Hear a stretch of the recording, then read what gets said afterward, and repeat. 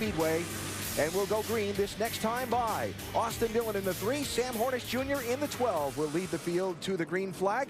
Alan Bestwick along with Hall of Famer Dale Jarrett and champion crew chief Andy Petrie, our entire ESPN NASCAR crew here. Quick thought on our Kawasaki keys to the race today. Yeah, no mistakes is the first thing by the drivers, whether it's on the track or on pit road. And if I'm a driver, I want my pit crew and my crew chief to get things right from in the pits, give me the best chance to win. Yeah, you know what I want? I want a driver in that car that wants it the most. This is a great opportunity race. A lot of guys out here need a win. I want my guy to want it bad. Joey Logano back in Pocono to run the NASCAR Sprint Cup race. Joe Nemechek as well. Ryan Blaney drives the Penske 22. Kevin LePage starts Nemechek's 87 car today. And with that, after a fairly lengthy delay, the weather has cooperated and we are ready to go racing in Iowa. Who takes advantage of the opportunity race for the NASCAR Nationwide Series?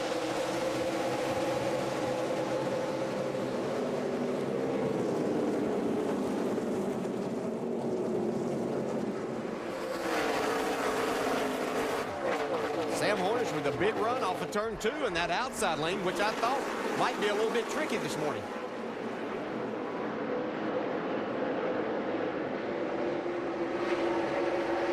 Sam leads lap 1 by a foot or so. See Austin Dillon really drive it down in the corner in turn 1, though. It's clear. Yeah, Austin got a nice jump on the start, but he was like he was a little bit timid going down in turn 1 with good reason. Very green racetrack these drivers are on right now.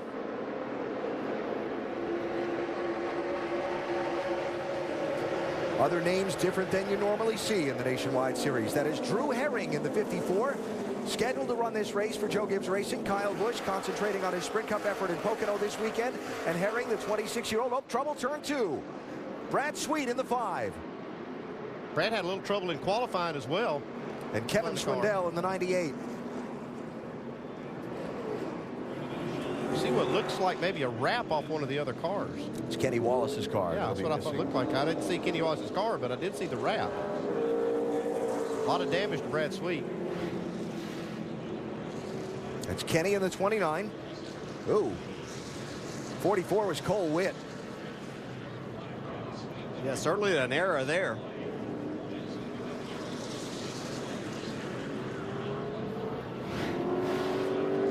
So, we started, finally, at Iowa, and we went under caution that quickly.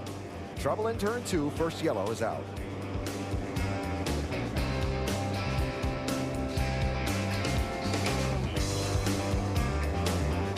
Intricacies for today's race is the changing of pit crew members. Both junior motorsports drivers have different spotters this weekend. And for Brad Sweet, Donnie Tarantino was scheduled to be a spotter today.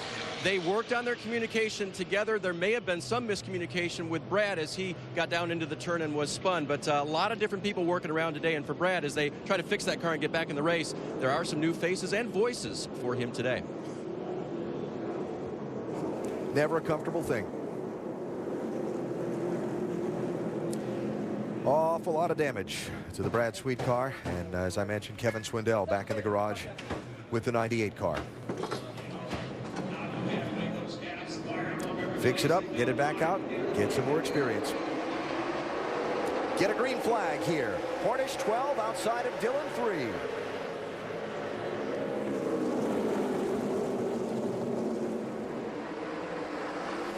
Again, Sam Hornish powers on the outside around and gets the lead from Austin Dillon. Track's really rough down on the bottom in between 1 and 2. So Austin Dillon, even though he chose that inside, he had to be a little bit careful there. You find yourself in trouble. Don't want to do that this early in the race. Third place, Brian Vickers 20, Brian Scott 2, Elliott Sadler right behind them. Well, you can see Vickers there kind of had to get out of it. He was going to be up into the side of Brian Scott. Had a pretty good squeeze last lap up in 3 and 4 also, and Vickers' nose started pushing wide off the corner. See if it happens again. Better grip that time. If you weren't with us last night, we talked about this being the first standalone race of the year and an opportunity for drivers like Vickers and Elliott Sadler who need to get going this season. A chance for them to try and get a win, give themselves and their teams a boost. There's Herring in the 54 and the championship leader Regan Smith in the 7. Now Sadler up there trying to get around his teammate Vickers, just looking for somewhere to go whenever they were running side by side. Elliott Sadler in that 11 at one of his best tracks statistically on the Nationwide Series. Finished third, second, and first in his last 3 races here.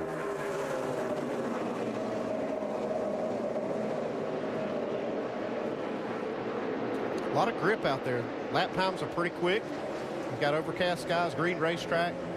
It's good for speed and grip, but the tire wear might be a little bit high in this first run.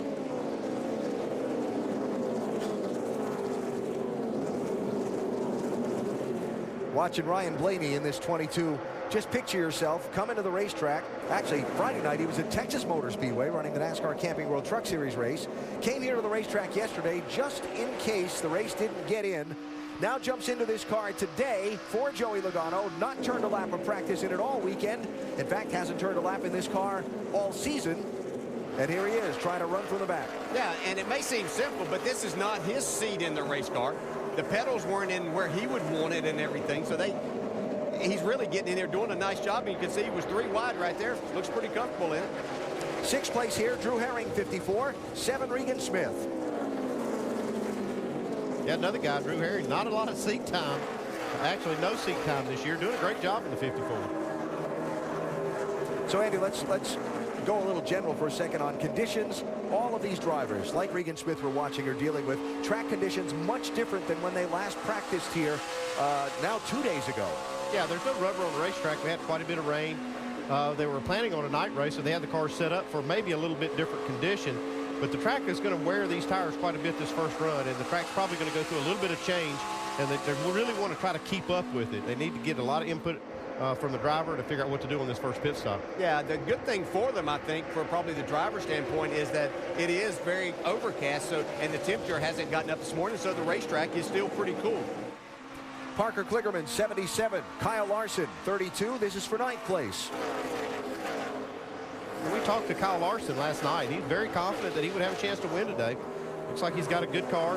But he seems, and we did talk about this last night as well, he's very good in the second half of the race. He spends the first half basically trying to figure out what his car needs and what he needs. And by the second half, he's got it dialed in. Yeah, a lot of these times, though, he's been racing outside that top 10 and then making up a lot of ground. If he can find himself up inside that 7th or 8th spot and then still improve, he'll find himself battling for victory like he wants to here today. And Kligerman, steady, solid, consistent start to the season in this 77. And looking to gain some ground in the championship in these standalone races over the course of the summer. For now, hangs on to that 9th spot over Larson.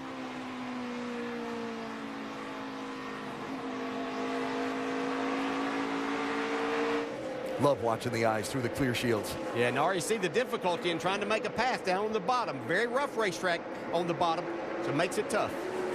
Austin Dillon and Sam Hornish Jr. started on the front row, the only 2 drivers that have led the race so far. But we're just underway, though finally underway. Hornish leading in the NASCAR Nationwide Series at Iowa.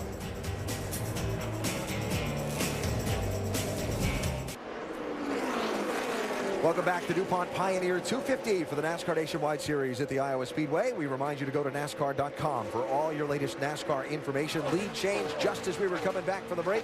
Austin Dillon squeezing by Sam Hornish Jr. on the run from turn 4 to turn 1.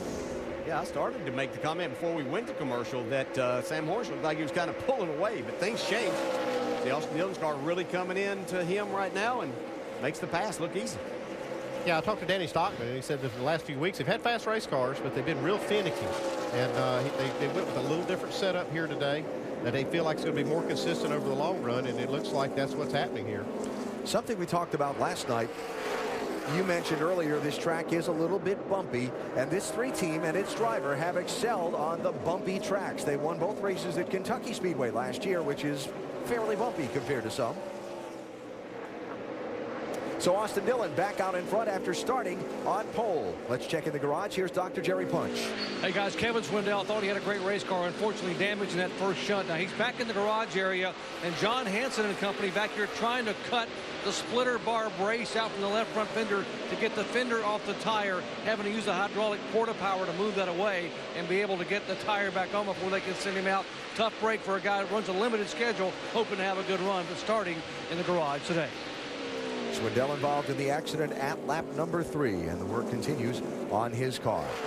It was Sam Hornish here. You see Brian Scott's closed up on him trying to take that second spot away. I wonder if Hornish, in thinking about the 3-car coming on later, his car looked a little bit loose at the start. Hornish was probably a little bit on the tight side, now getting tighter. So he'll look to probably make an adjustment whenever they do pit, probably that competition yellow at lap 50. Yeah, let's mention that because I don't think we have mentioned it yet. There will be a competition caution at lap 50, not unusual for NASCAR in a race where there's been rain involved before the start. Yeah, you can see the racetrack groove starting to come in. You see it starting to black up. That changes the way the car drives, and it looks like it's kind of gone away from Sam Hornish's setup and probably towards some of the other.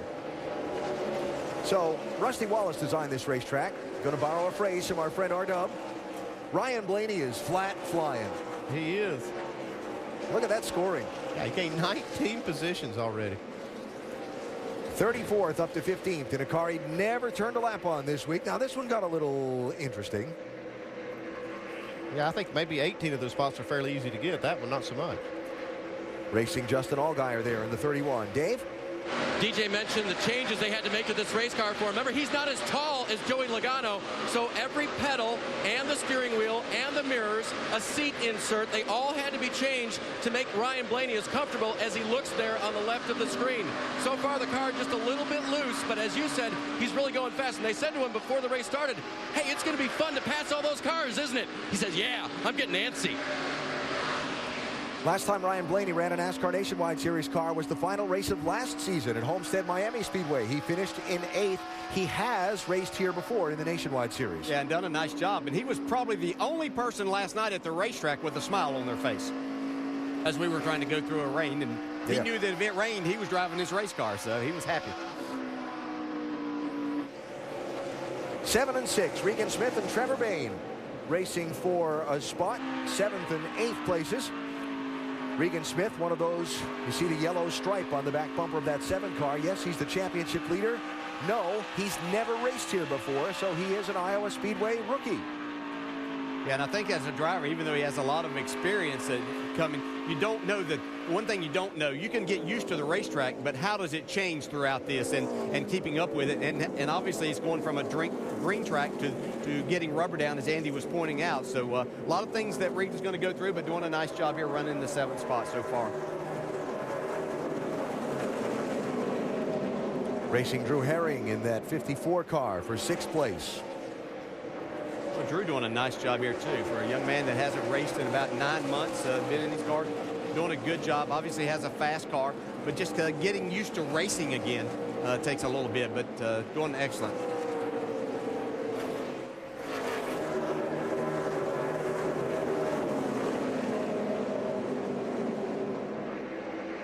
Austin Dillon has checked out a little bit from 2nd place, Sam Hornish Jr. Mike? Yeah, he has. It certainly has a very good race car and some motivation coming into this weekend. You remember back to August here in Iowa last year? That car dominated. However, their run, which they led 53 laps, was spoiled because of a loose wheel. Coming into this race, I spoke with his crew chief, Danny Stockman, and he said, yes, and I quote him, he says, we're racing today with a chip on our shoulder. As for what's on Austin Dillon's mind coming to this race, I spoke with him this morning, and he said one thing, winning. The car's just getting a little bit loose as the race goes on, but certainly their focus is singular. That's going to victory lane.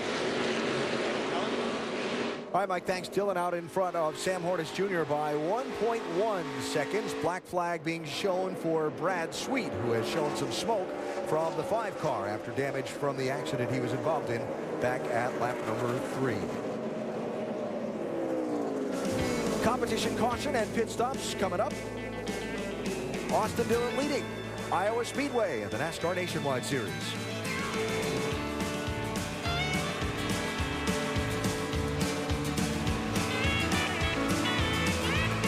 43 laps in, competition caution coming at lap 50. Sam Hornish Jr. and Austin Dillon have been the 2 drivers that have led all of the laps so far. Dillon has checked out from Hornish after passing him a little bit ago.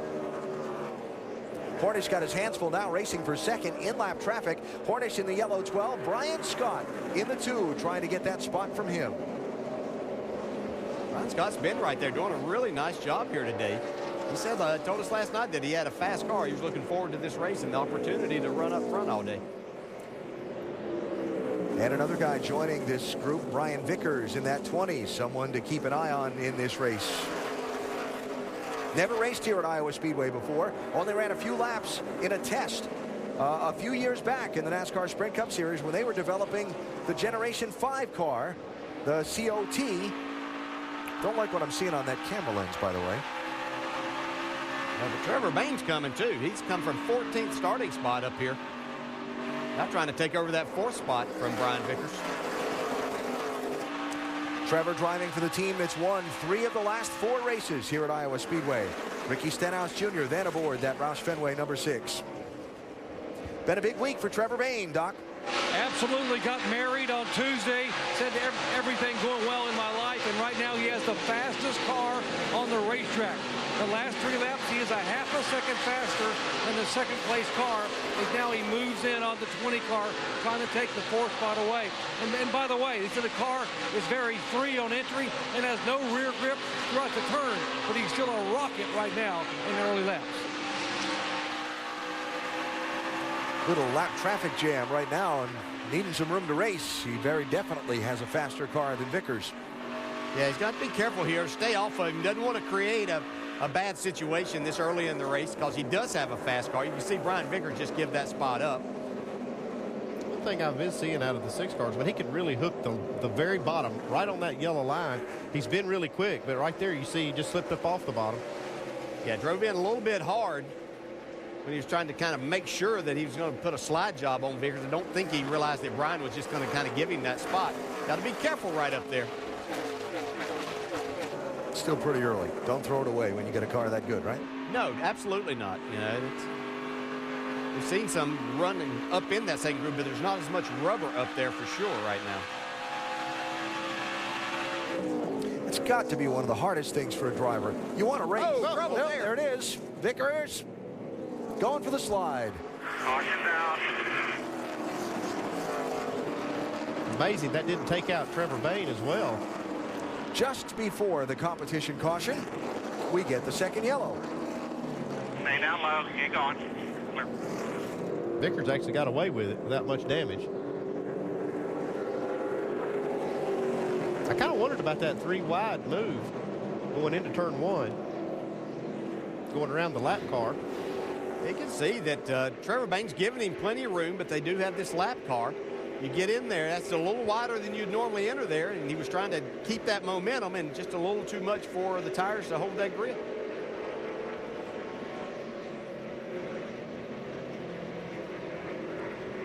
No contact anywhere.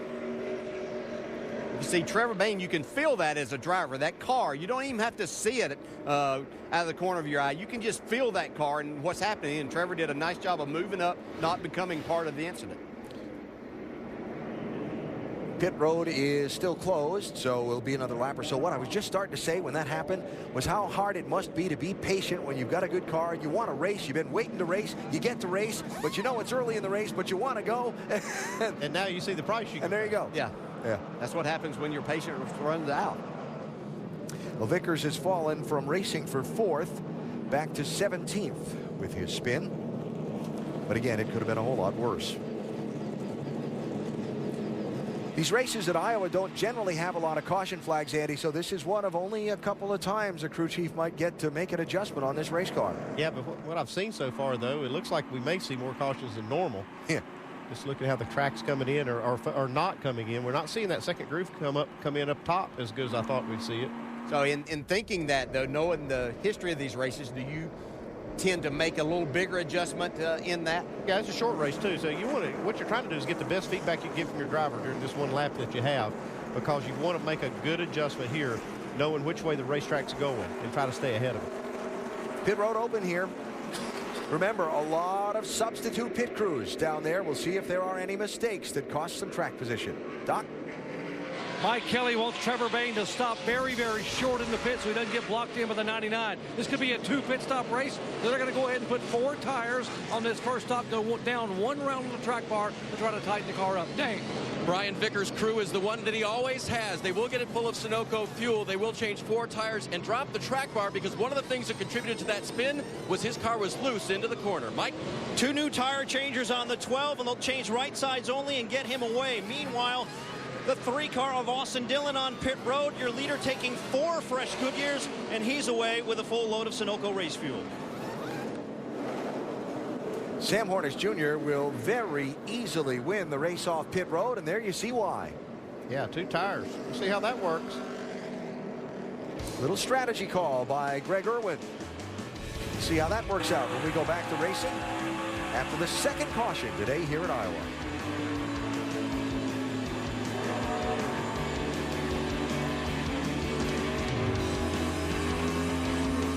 Interesting strategy play on the first pit stops of today's race at Iowa Speedway for the NASCAR Nationwide Series. Just right side tires for Sam Hornish in the 12 to take the lead. We'll see how that fares as Austin Dillon is to his outside. Our green flag restart presented by Scott's.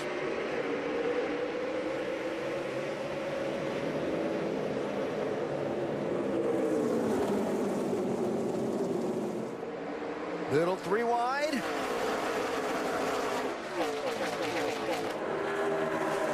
That orange 31 of Justin Allgaier also opted for 2 tires on that. Got him some track position.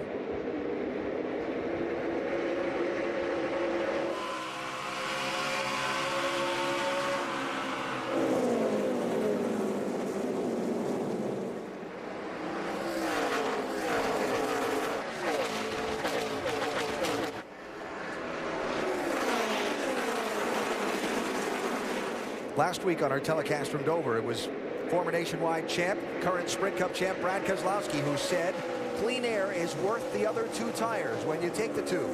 Okay, well, he took 2 tires, had clean air, and now he's lost the lead, so he doesn't have that anymore. I'm just not sure about that 2-tire strategy at this point. They need 6 to keep up that 3 today. Look at this. Elliott Sadler 11, Justin Allgaier 31, Regan Smith 7, Kyle Larson 32. That's 5th, 6th, 7th, and 8th. I think that was Regan Smith, the point leader right there, kind of protecting himself against having a really bad day, kind of backed out of that situation. Brian Scott at the 2, Trevor Bay in the 6 for 3rd.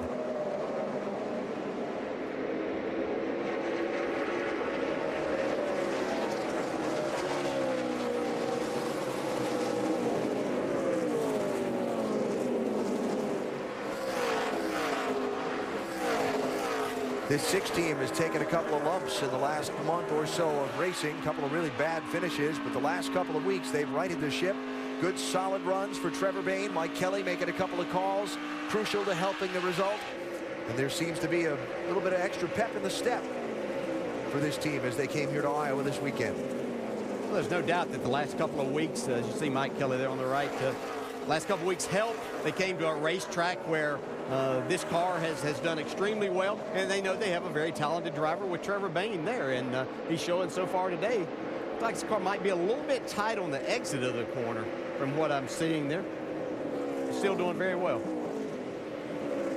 And Justin Allgaier just taking the 2 tires is kind of holding up this group behind him. You know, now you see 54 of Drew Herring and Kyle Larson racing side by side. Larson's trying his best to make this upper groove work and see if he can make a pass up there. I think everybody's seen how difficult it is down the bottom. You can see the 31 lose a little bit of grip in the center. Cost him 2, 3, maybe 4 spots. Starting to see the sun try to peek out. That'll change some track conditions. If we see that, I'm not sure that we're going to have a sustained sun on the racetrack, but maybe. And there's Brian Vickers in the 20. Remember racing for 4th when he spun. Fell all the way back to 17th, trying to dig his way back forward and make up the lost ground. Yeah, he has a good enough car. If he's just patient here and this race plays out, goes the whole 250 laps, which we certainly expect it to do, he's got plenty of time to get himself situated back in the top 5 and maybe racing for a victory.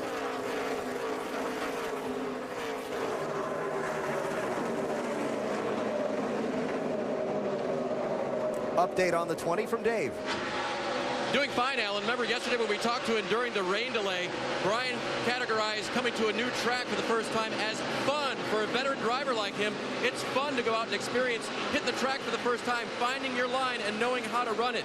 They were very optimistic in the 20 camp about how he would do today, but just mainly nice to know the driver has a nice new challenge for him, and certainly restarting 14th, this will give Brian all he can handle right now.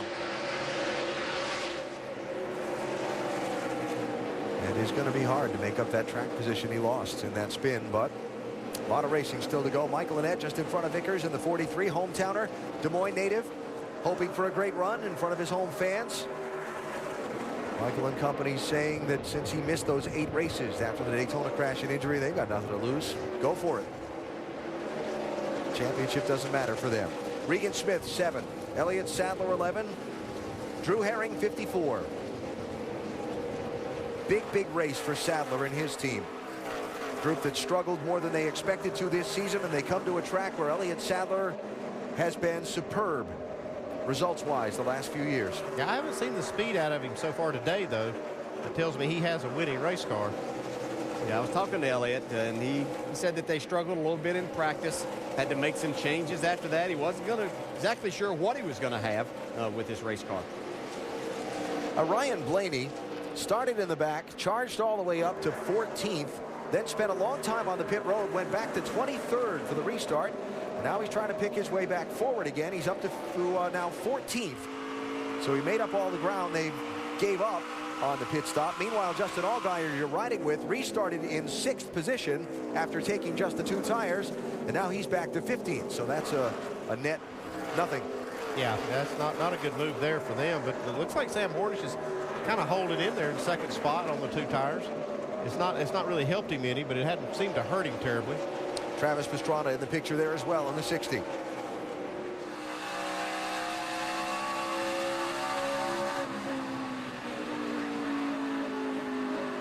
Ooh.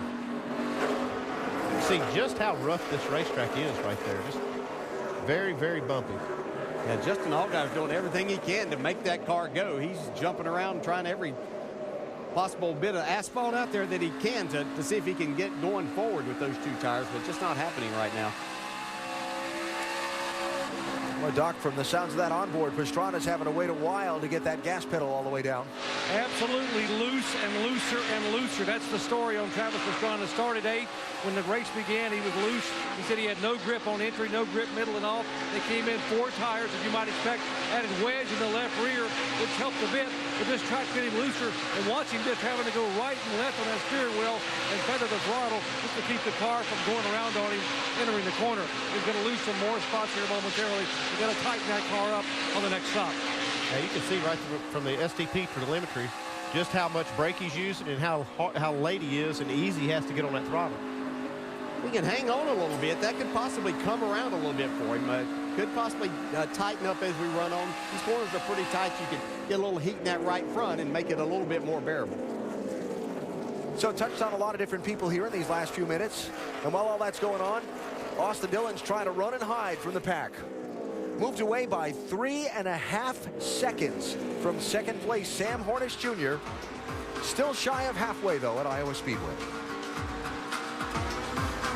Cornfields everywhere. The crops are coming up, and the racetrack is busy today as well. The Iowa Speedway hosting the NASCAR Nationwide Series for the first of 2 times this season. No, it's not John Deere Green leading the field. It's a black number 3 car, Austin Dillon, who's out in front and dominated so far. Major League Baseball tonight on ESPN. A battle in the National League Central. The Cardinals facing the Reds. That's tonight on Sunday Night Baseball. Then tomorrow at 7, off to the AL East, the Boston Red Sox and the Tampa Bay Rays. Both games on ESPN and live on Watch ESPN. That is Sunday and Monday. There's your leader, Austin Dillon. Out in front for 60 of the 82 laps that we've run so far. He and Sam Hornish Jr. started on the front row. They swapped the lead a few times. But Dillon right now has opened up a pretty good advantage. Here's a race for 4th, 5th, and 6th. Brian Scott, 2. Regan Smith, 7.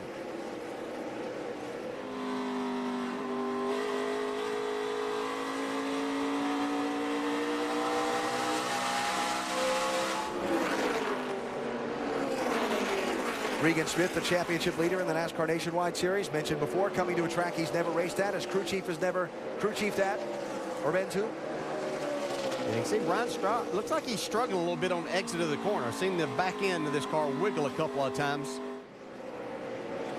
And Trevor Bayne continues to roll toward the front. That's 2nd place. So Bayne rolling forward in that 6.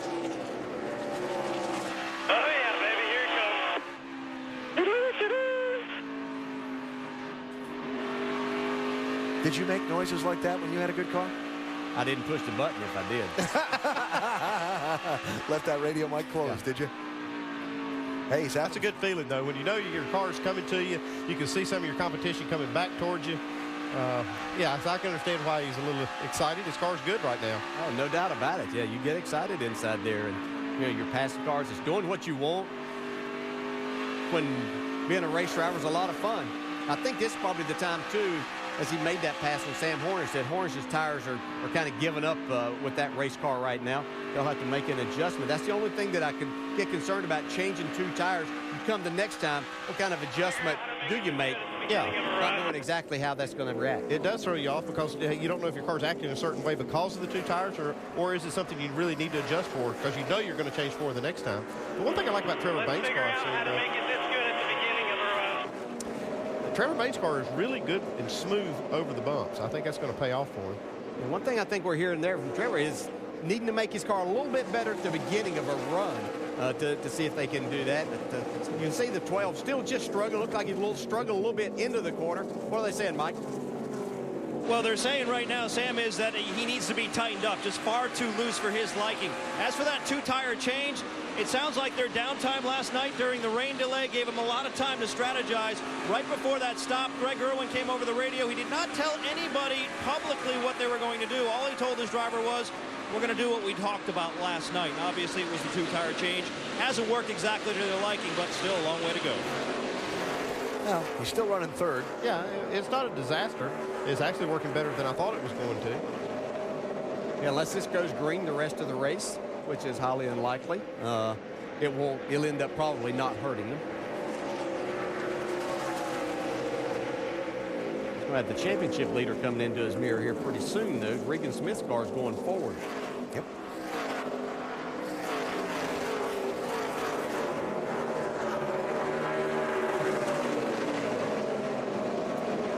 Talked with Regan about learning a track you've never raced at before. He talked about watching tapes of past races, watching onboard footage, looking at notes from the past drivers from this race team and what they had to say about their cars and their races.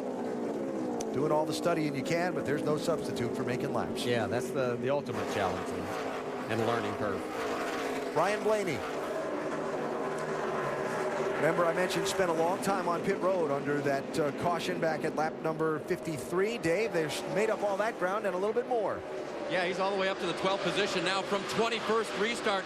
Experienced crew, but mistakes can still happen, and there were a series of them. They had a hose catch in the back. You see he stops on his marks, but a hose caught on the back, and they had a hard time getting the right rear tire changed. Then actually had a radio knocked off one of the tire changers. So when the 2-tire stop was called, Ryan gets ready to pull out. They wanted to make a crazy Ivan and change his 2-tire stop, but he didn't know that, so they had to back it up and make sure that the tire, which had already been loosened on the left rear, was secure for sure. So a series of things happened.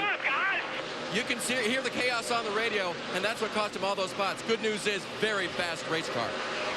And again, one of those spots, Dave, where substitute crew members and so on, not necessarily the normal lineup that's going to pit, because some of those guys are off in Pocono today in that Sprint Cup car. And a substitute driver. So this whole, the communication lines are really kind of unsure of what's going on.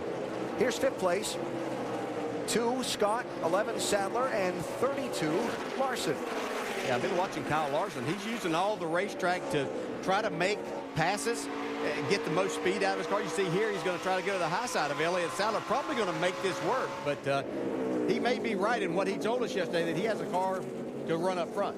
Yeah, we saw the sun come out, and I think that's really helped this outside lane come in, start to rubber in, and it's starting to pay off for Kyle Larson. Unfortunately for Kyle, he's a half a lap behind Austin Dillon. Got a good car, yeah, but got a ways to go before he gets a chance to show us.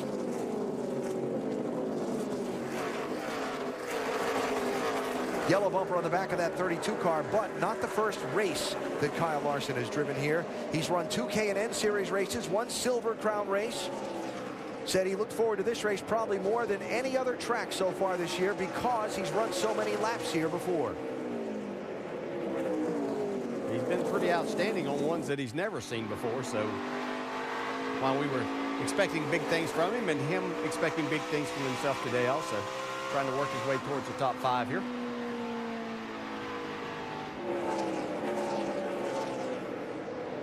So Larson running 6th and trying to chase Brian Scott for 5th.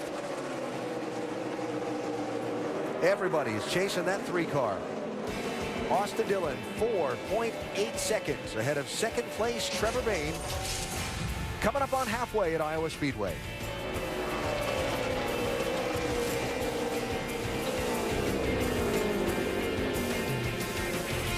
Today at the Iowa Speedway, the NASCAR Nationwide Series, couple laps from the crossed flags with Austin Dillon dominating so far. He's led 121 of 123 laps. Only other guy that's done some leading today is Sam Hornish Jr.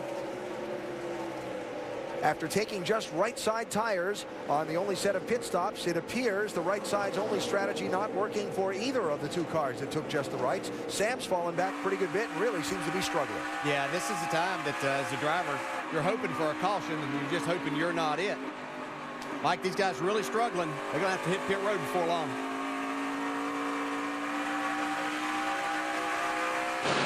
Yeah, Sam has been saying he has no right rear grip, and that's what he's been struggling with mostly off the corners. Coincidentally, before the weekend started, he was concerned about their short track package in general, saying they just couldn't get it tight enough at times during these short track races. Well, today it's just the opposite, just way too loose. Yeah, it looks like that car is really loose. He's probably worn that right rear tire out this run. He's slipping back quickly now. We'll look at Sam working hard from our Ford EcoBoost onboard camera. Now, the other driver that took just right side tires on the pit stops at lap 53 was Justin Allgaier, and he was just on pit road a minute ago for a green flag stop that has left Allgaier 2 laps down in 26th place. There is Justin. Doc? Yeah, they had an issue with no grip, and they came in and took 2 right side tires. It didn't get any better. It actually got worse. But the reason they had to pit a moment ago, they did not get the car full of fuel. Remember, their regular pit crew, the Stewart Haas guys, are in Pocono.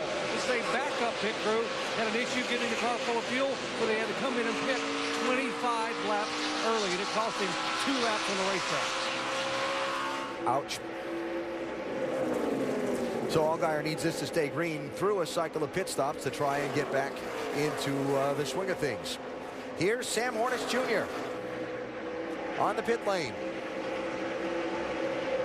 Clean the grill, clean the grill. Headed all the way down to Mike Massaro at 40 miles an hour. Yeah, and you just heard, we talked about how Sam was looking for a little bit more right rear grip. Well, 4 tires this time. They'll also make a track bar adjustment going down on that, and a load of Sunoco race fuel on the 12, trying to give Sam a little bit more comfort in that car, a little bit more stability than what he had in that last run. He's away in 14 seconds. And so Sam, another one that needs this to stay green until everybody's on and off pit road and he can get back in the cycle. Business picking up on the pit lane pretty quickly. Kyle Larson, Drew Herring both in.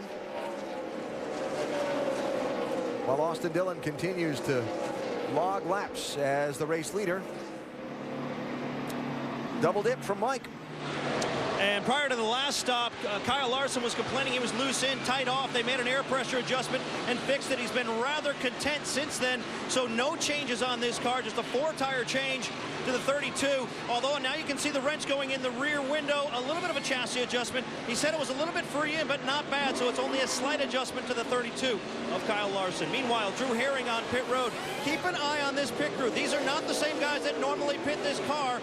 Kyle Busch's pit crew, who normally pits his car, they're in Pocono. So this is a mishmash of guys. They had a problem on the last stop. This time a little bit smoother, but still not as quick as they're used to. Meanwhile, Brian Scott on pit road, a 4-tire change there. He's away. He's had a very fast race car throughout the course of the afternoon as he contends for a top 5 finish here once again this afternoon here in Iowa. And as Brian Scott rejoins the track, what you're going to see now is an interesting mix of speeds on the track. The guys with the fresh tires running much faster than the people sliding around on the older tires. And for all the guys that just made pit stops, this is a really tricky period of the race because there could be another caution come out because of that mismatch in speed. Jerry? 30 car in for their scheduled pit stop. Nelson Piquet Jr., who has run so well here in the past 2 Truck Series. Okay, this car is just absolutely was way too loose coming up off the corner, and they got to make some adjustments. He is down and away. Reed Sorensen also on and now off the pit lane in the 40 car. Austin Dillon continuing to hold a solid lead of 4.6 seconds over Trevor Bayne. And watch these guys on the pressure tires. Larson 32, Hornish 12. They've run up on some of the lap cars and some of even the lead lap cars and really had to make some interesting maneuvers. Alex Bowman, Parker Kligerman, Johanna Long, all on the pit lane. Doc? Here's 99, the impressive rookie, Alex Bowman. He said the car very free at the beginning of a run, but the last 20 laps, it's been tight, center off. Crew chief Chris Wright says no changes whatsoever. 4 tires and full of Sunoco fuel. Dave? Parker Kligerman had been running in the 12th position. They'll make a wedge adjustment for a car that was still a little bit loose on the gas. Speaking of gas, they'll get it full of Sunoco fuel. They can't do anything for the brake shake he's been experiencing. It's been hard for him to drive that car down into the corner. Here's your race leader, Austin Dillon. Look at him headed down the pit lane from our AdvoCare on board. Coming all the way down here. Watching the 70 car leave as he heads toward his crew and Mike. And Austin Dillon saying the car's been tight center, a little bit loose exit. We're expecting a 4-tire change. Full load of Sunoco race fuel, also an air pressure adjustment made on the 3 car, which has been extremely fast, picking up right where they left off back in August. Dave? Like on pit road, Ryan Blaney has driven up to the 11th position. On the left, you see Regan Smith leaving. He had been running in 3rd. They make a 4-tire change for Regan and a chassis adjustment, losing his turn in the middle. You see Blaney's car overheating. They clean the grill. They try to give the car a little bit more grip in and out the corner. As for Elliott Sadler, give credit to crew chief Chris Gale. He told his driver, if you take care of that right front, it will make it. It did. A 4-tire stop for Sadler. And Brian Vickers in the 20 is also on pit road. Vickers had been running in the 7th position. He said the car was better this run, but still a little bit too loose in.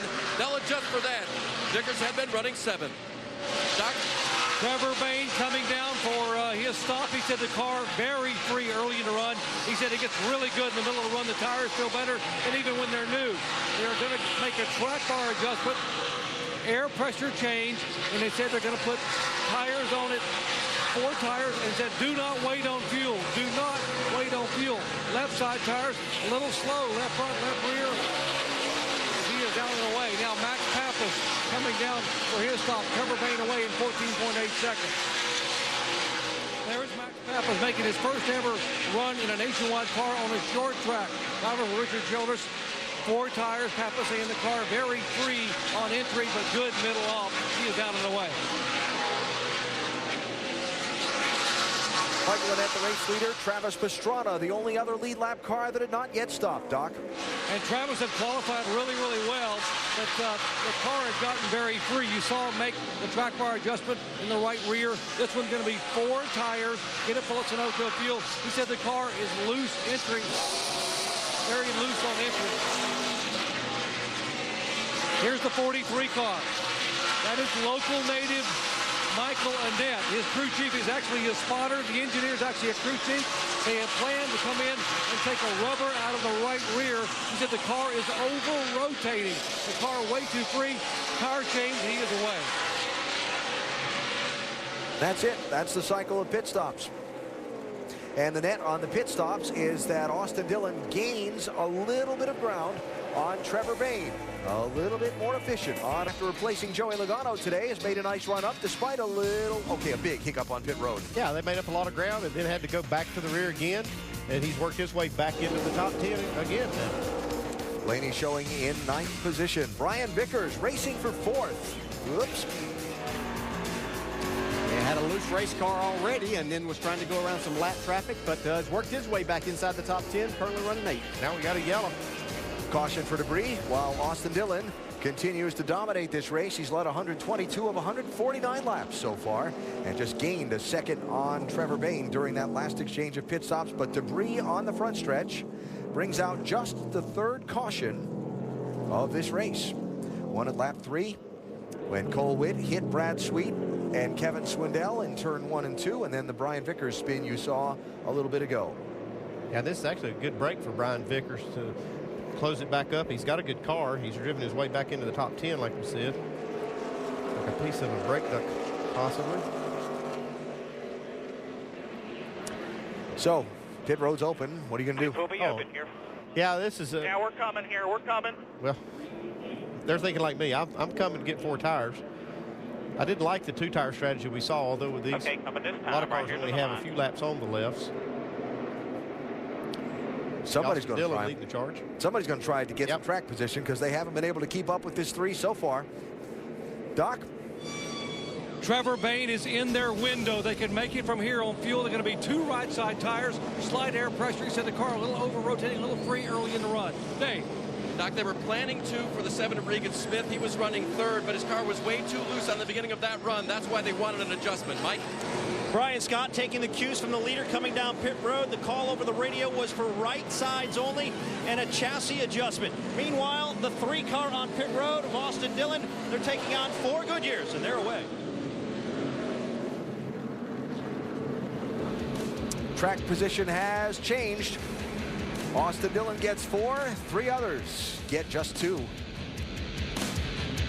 To the restart, that'll be with 96 laps to go. Trevor Bayne, Regan Smith, Brian Scott, just right side tires. Elliott Sadler rights only as well. Austin Dillon, who's dominated outside of row number 2 in 4th position for the green flag.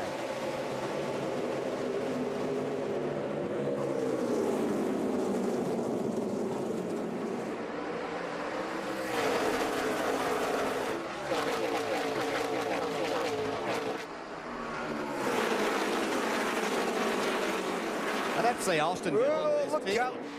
Oh, look out. You also have to say that they have to feel pretty good knowing that the others could not run them when they had 4 tires against 4 tires, and they got 2 tires against their 4. No trouble. Vickers around. Yeah, this one's got damage now. Bowman, Pastrana, Pappas, Hard lick. and more. Pastrana's car is destroyed. Guys, we're done.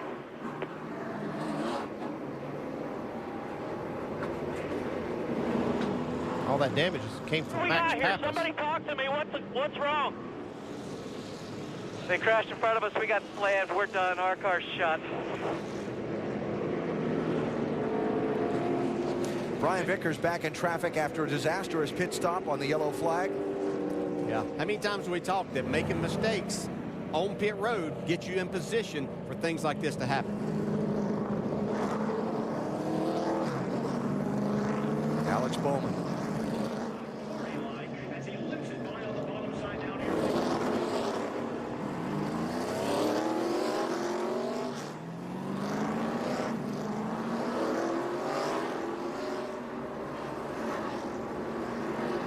And Pastrana out of his car. Vickers headed to the garage.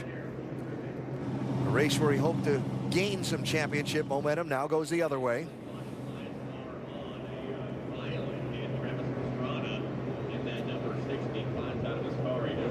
Good to see Travis Pastrana walk away from that. That was a pretty hard lick. So what triggers all of this? Like Alex Bowman gets loose in that bump that's down in 1 and 2, gets up into Brian Vickers. Pastrana nowhere to go. He's trying just to turn it down out of the way, but here comes trouble. Wow.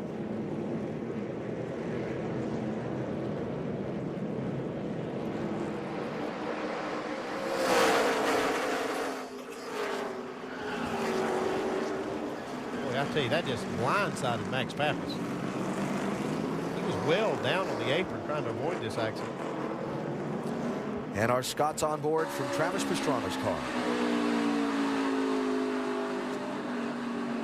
You see right there where Alex Bowman. Crashing in front of you. Go low. Slow down. Hold it.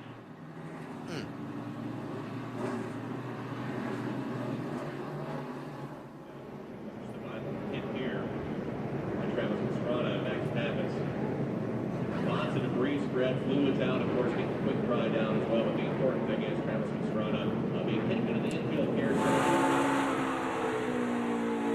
Now this race for the lead here from Austin Dillon. We got exciting right here. You're clear. The 2. Clear. They're all around. They're all around. Who's with you? On your quarter. Still there. Still there. Clear.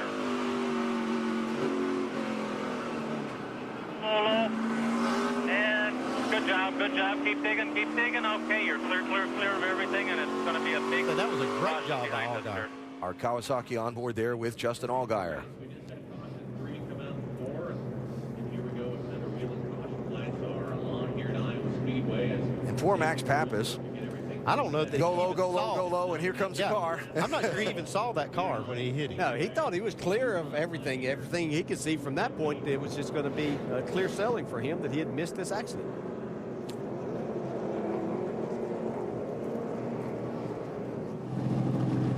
So we talked about Brian Vickers being back in the middle of the soup because of trouble on pit road. Yeah, it looks like a miscommunication. They looked like they were going to change 2 tires. The crew not really prepared for that. They had the equipment on the right side of the box. They cannot leave the pit stall until all the equipment is on the left-hand side or left half of the box. And then I don't know what happened here. He sits in the box for a good while and did not change left side. Probably saying, okay, so we're here now. We might as well just get the 4. And they said, go on. Just did not work. But that led to them being in this situation of being back in the pack. And I don't know, like I said, Dale, I don't know how many times I've seen that happen. So a 3-wide race for the lead with a couple of the front runners using each other up a little bit, and then trouble in turn 2 where a lot of equipment was used up. Cleanup and removal of 1 car still underway. Our ESPN in-race reporter for the day that we never got to talk to because we came on the air as they were coming to the green flag is Kyle Larson, and Kyle is running in 9th position. Hey, Kyle, Dale Jarrett, ESPN, you with us? Yeah, how's it going? Oh, it's going pretty well up here. How things going from your side? We're not bad. Short runs, I don't think we're as good as other people, but after 15 or 20 laps, I think we're pretty good. And then there, that last run, we got really tight. Just had a short pit, so ended up having to take 4 there, that last pit stop, and lost some track position. So hopefully this rain stays away and we can do some more racing and try and get this Vizio Hulu Plus Camaro closer to the front. It'd be nice to get a top 3. Hey, speaking of racing, I've seen you do a lot of it out there and trying to make passes, searching around for that groove. Bottom, top, is there one that you prefer, and is the racetrack good enough to do it at either place? Well, on new tires, yeah, I'm better on the bottom, and then after a little bit I can run the second lane a little bit more, but shortest way is always the fastest, so if we can get our car working on the bottom, I think we'll be okay. Okay, Kyle, thanks for talking. Good luck to you in the last part of this race. Thank you. Kyle, our ESPN in-race reporter, carrying our nationwide insurance onboard camera today and sitting again in 9th position. He mentioned some raindrops. If you look at the radar, it's one of those odd situations where there's about 3 little dots on the whole radar screen, and one of them just popped up right over the top of this speedway. Crazy. It's kind of like you're in Florida. You could see the sun on the horizon, but the raindrops are coming down here. It's raining on Travis Pastrana's parade today as well, Dave. Yep, and that's not the view of his car that he wanted to see today. Travis, describe to us how you tried to get around what was happening in front of you. No, I mean, the 99 car and the 20 car are 2 guys that I really trust a lot, and 99 just came in a little hot. We were trying to get back on that lead lap. You know, this rain washed all the rubber off the track. The 60 car was such a great car, all through practice, good in qualifying. I just locked it up right there. I thought I could get away, and I was like, oh, we're not bad, and then I just got creamed right here and took out the whole front. So unfortunately, I believe we really had a car. That last adjustment we made right after the pits, we were really coming up through the pack. Our car was great, and I just extremely disappointed for the guys that we couldn't have put it, you know, well in the top 10 and hopefully in the top 5. But you know, we'll be back to fight another day. It's a disappointing week. You pick up so much each weekend. What did you learn the most today in the laps you ran? The laps I ran, I mean, I keep wanting to run the car too loose, and we keep going in the race, and you know, I just need to listen, you know, a little bit better. You figure we're enough races in now, but I run a little bit better when the car's a bit tight. When everything got washed off, we will run the car tighter, we will be quicker, and I am going to get up front. So I just want to thank everyone at Roush Fenway for still supporting me, and we're going to get up there. And a pretty tough hit. You okay head to toe? Yeah, I'm good. I should have locked it down. I thought I could get to the bottom. So that's another thing I learned there. But as learning experiences are not coming easy. So thanks, Travis. We'll see him next race. That will be at Michigan next week, guys. Alan? Dave, it's crazy. Can see the sun on the horizon. Just the tiniest little blob on the radar. But it's popped up right over us. The fans are scattering from their seats, and the cars are going to be brought down that access lane between the front stretch and the pit lane. Look at it. It's crazy. It'll be gone just as quick as it got here, but it did dump quite a bit of water on the racetrack. It's still raining. Yeah. We are past halfway, but they're going to cover them up, and we're going to go under the red flag, and this racetrack is getting a quick hammered and heavy soaking.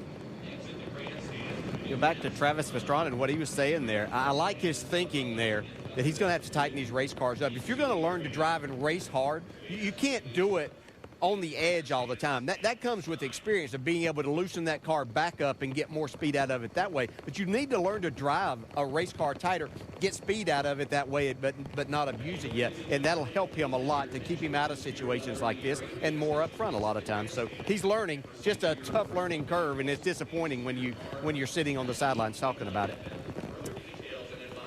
And like we talked about last night, nobody is more determined to do well and to conquer this than Travis is. No one is going to push Travis harder than Travis. Kyle Larson watching his car be covered up. And time to unbuckle and get out. Disappointing, unexpected. Or stay in and take a nap. It's what some of us like to do. You've done that before? Oh, absolutely, but I was old, so young guys don't do that. Well, I know one group that'd like to see this thing end this way. Mike? Yeah, that would be the 3 team. Certainly, they've been monitoring the radar right now, trying to ascertain what they should do. Denny Stockman, the crew chief, you're out front. The rain is here. We don't know if it'll ever dry up.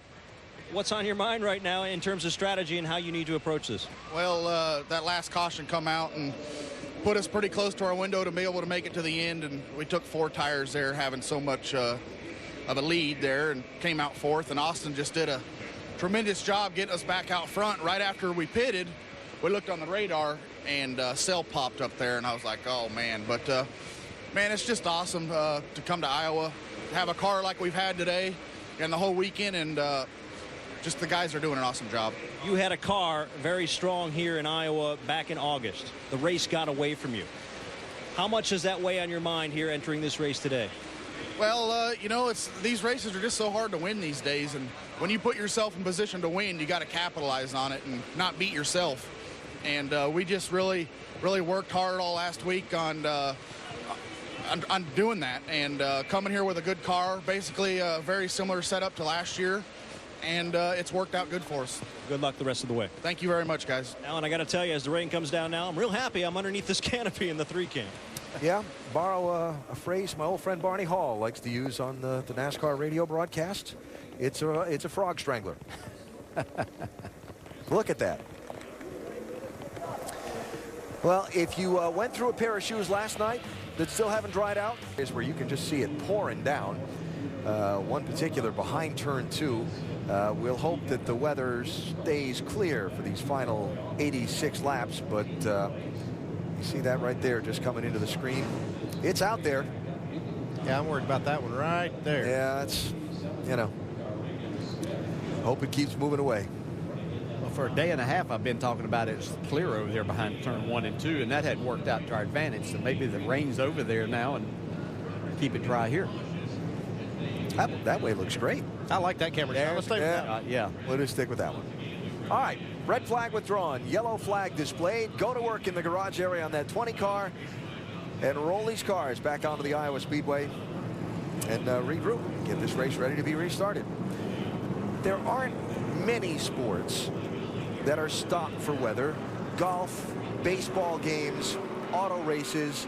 What's it like to regroup when you've been sitting around for an hour or so and get yourself back going? Yeah, there's a couple of things. Obviously, getting your mindset back to get back and do your job. You know that's what you have to do, but getting that competitive spirit inside you geared back up to go do your job. I think the other thing is the apprehension of a driver. That car is set there. Even though you just changed tires, they're not going to come in now and put tires on again, I don't believe. So you're not exactly sure what to expect from your car and the racetrack. Yeah, and you kind of wonder, you're apprehensive about maybe some of the electronics getting wet or those kind of things. But once the cars get started and they're going again, you really kind of go back to what you think about the way the car was and if it's going to be the same. And if it's not, you want to know that really quick. So you're telling your driver, Give me some quick input after about 5 or 10 laps of what you've got. These drivers are competitors, and someone like Austin Dillon, who is leading and has dominated this race, you have a mindset, and it's two ways. You always appreciate the fans and the support and the people that have sat through here and stayed here at Iowa Speedway to see a race. Yeah. You appreciate that support, but on the other hand, you don't want to take any chances. You would just soon it rained and you would have won this race, but now you have to get your mind back to go do your job again. Everything to lose, nothing to gain. Yeah. And by the way, a tip of the cap to Doug Fritz and his staff here at Iowa Speedway. They have worked hard with all the rain they've had in this area in the last couple of weeks leading up to this race. The grounds were in great shape coming into the weekend. They had some work to do on the track. They did it. Stayed till 2:30 in the morning the other night between the NASCAR K&N Series race on Friday night and the scheduled race Saturday night to do some work and get things race ready. And they have had a series of challenges that no track promoter wants to have, but they've done a great job here this weekend. So, Austin Dillon leading. Trevor Bayne, pictured there in our Ford EcoBoost camera, is running second. And Doc, about the guy that's shown us the most potential to run with that 3-car through the course of this race. Absolutely, and the challenge he bears right now is the same one he had when the race began, a green racetrack. Now, Mike Kelly and Trevor Bayne talked prior to him getting in the car about how this track is going to be very free now on the restart. Free in, free off. And Trevor Bayne said, and when the sun came out a little bit ago, my car got even freer. So he said, but we're a long-run race car. We know we're going to be free early. The longer we run, the better we're going to be. Remember, at the beginning of the race, even though he had a free car, he came toward the front like a rocket. A few pit stops under the yellow now that the pit lane has been open. Lead lap cars, Mike Bliss, Johanna Long, Reed Sorensen, and Kenny Wallace have taken the opportunity to pit. And we have seen Alex Bowman's car on and off the pit lane as they continue to try and repair that 99 machine and keep him race ready. Going to get the 1-to-go signal here at the line. That's going to be an 82-lap run with a scheduled checkered flag. It's going to be a long run, if, especially for the right fronts here, to see if they'll hold up, because of that green racetrack is going to have a little bit more tire wear here for a while. Yeah, that's if it goes green. The one thing I would be doing if I'm on the box is preparing for, you know, a caution flag that comes towards the end of the race, maybe 20, 30 laps to go. I'll have different things in order, maybe a set of tires sitting there that have maybe a little different air pressure in them, ready for a short run. Austin Dillon, the race leader, has chosen the outside lane for the double up. Trevor Bayne will be to his inside. Yeah, we can't forget about Sam Hornish in this, too. Even though he's got 2 tires again, we saw that not work out so well. Completely different situation than what that was earlier. He showed speed enough early in this race to hang with the 3-car for a while.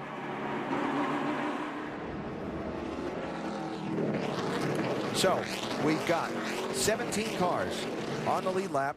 There'll be 82 laps to go at the green flag. The red flag was 1 hour, 9 minutes, and 57 seconds. Austin Dillon has dominated so far. He's led 136 of 167 laps. But the most crucial laps of the race are still to be run.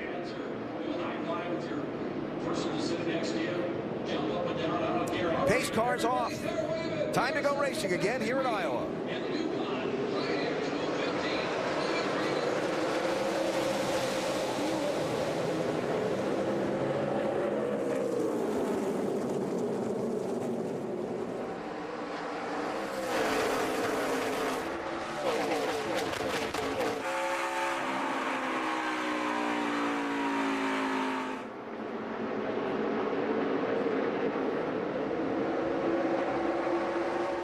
Trevor Bayne got a great start. Really tried to give Austin Dillon a run. Not able to hang with him, though. Here's Elliott Sadler talking about good starts. Making his way up through the field, trying to take the 3rd spot from Sam Hornish right now. Looked outside in 3 and 4, then looked inside in 1 and 2. Still down on the bottom.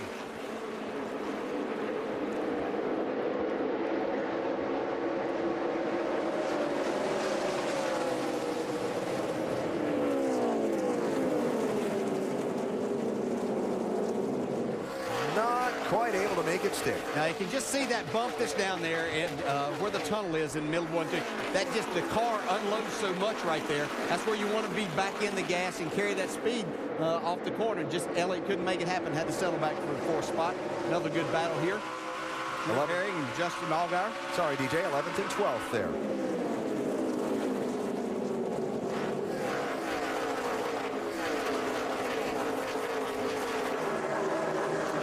And just ahead of them, 32, Kyle Larson, 43, Michael Annett. Yeah, Michael Annett just had a moment down in the middle of 1 and 2. Got extremely loose also.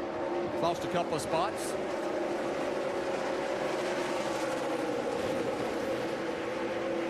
That's Ryan Blaney to the outside of Annett. Whoop.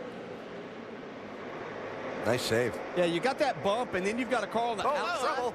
Now Annett spins off of turn 2 and gets the wall. Caution's out. And that car got loose late coming off turn 2. Hit the wall.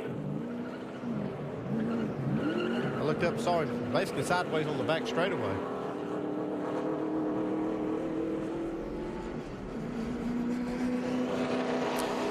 Well, that is not the way you want to end up the day in your hometown.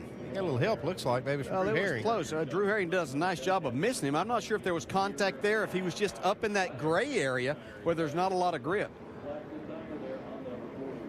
We'll see right here, I believe, if there's any contact.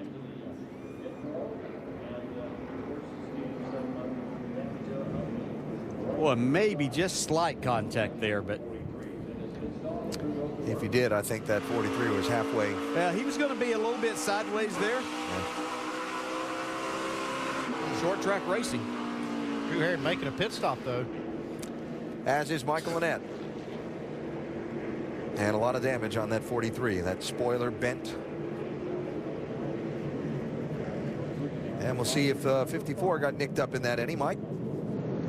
Yeah, and Drew Herring coming down pit road right now. They're going to take a look at the fender and see if there's any damage. It looks like there's a little bit of damage on the nose of the race car. They're trying to pull it out right where it says Camry on that race car. It's pretty well dented in.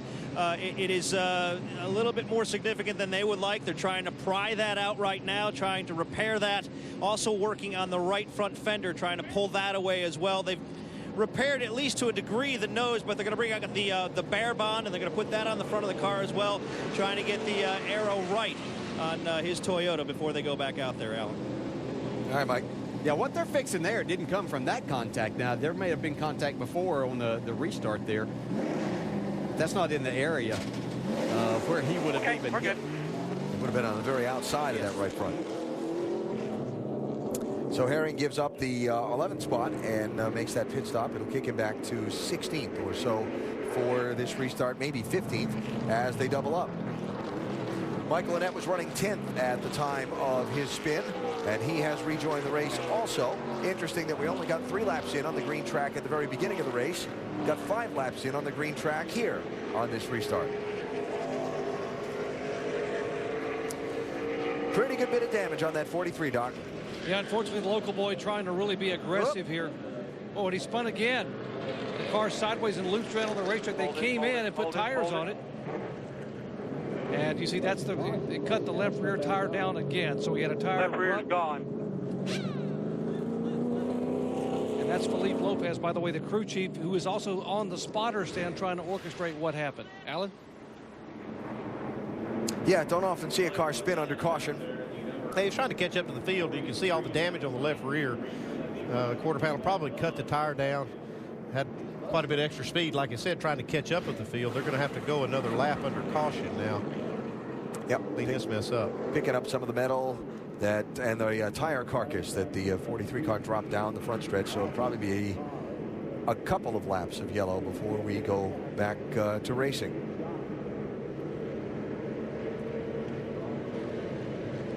Another pit stop for the 54 of Herring under the yellow flag also.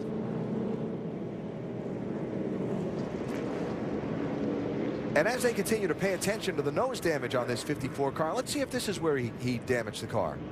Yeah, it looks like he was up on the wheel ready to go, but everybody else wasn't going in front of him yet. Looks like he runs in the back of Kyle Larson there, and I believe that's where that damage on the front end came.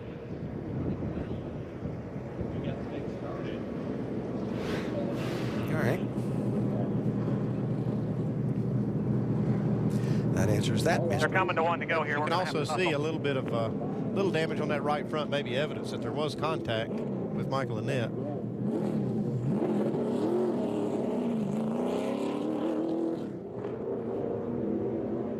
Either before or after. Yeah. When the 43 came back down. Well, double up, do it again. And a restart at one more lap. That'll be 72 laps to go.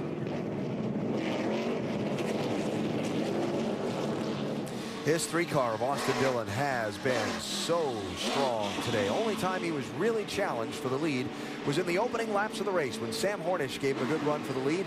Other than that, despite other teams playing 2-tire strategies to get in front of him and so on, he's gone back to the front fairly quickly each time. Yeah, I think the one thing that these other guys are just at a disadvantage, even on equal ground now with just 2 tires for a lot of the leaders other than Austin Dillon. I believe it's going to be tough for him to pass him. And I believe the first part of that race, he was just being extremely smart and taking care, knowing he had a green racetrack, taking care of his tires. Championship leader Regan Smith from our Nationwide Insurance on board. Lined up in 6th position outside of row 3 for this restart. Yeah, as I'm looking at the restart, I saw Drew Herring try to go back up and trying to get in with the lead lap cars. Once you make that second pit stop, you're back behind all the lap cars and everything, so you can't get back up there. So he's had to get back at the end of the field.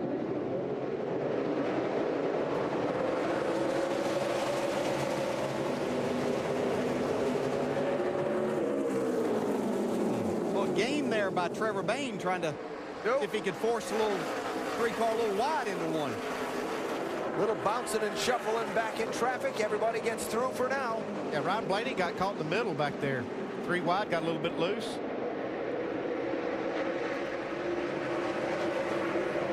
Starting to single out now. Klutzer on that exchange. Sam Hornish shuffled back now to 4th place and racing for that spot with Brian Scott.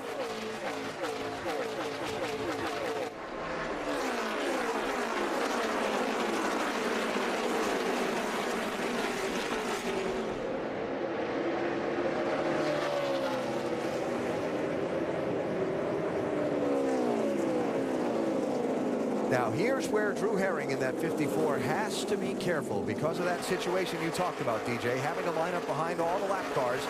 He's got to pick his way carefully through this little hornet's nest in front of him. Yeah, not only are they lap cars, a lot of them have a lot of damage, so you have to be really careful right now.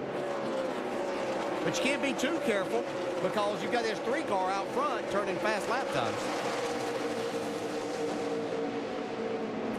31, 32, 77, Allgaier, Kligerman, and Larson, 7th, 8th, and 9th. Not respectively.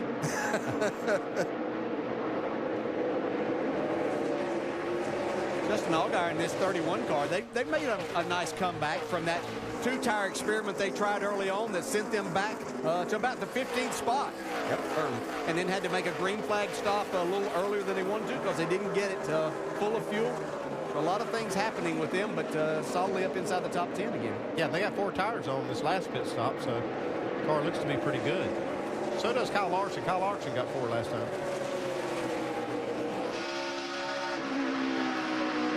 Ryan Blaney from our Goodyear on board.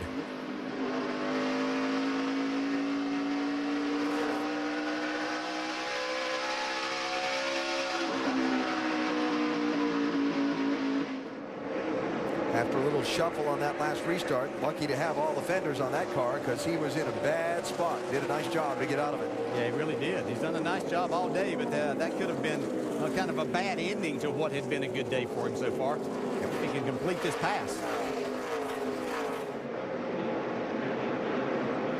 9th place he's trying to get.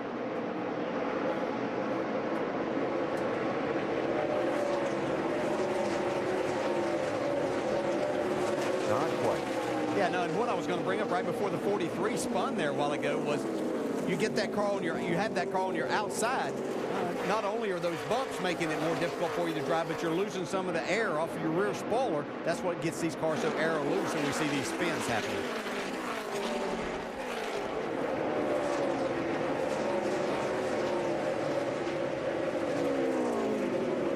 And Mike Bliss, who's done a solid job behind the wheel of that 19 car today, in the picture as well.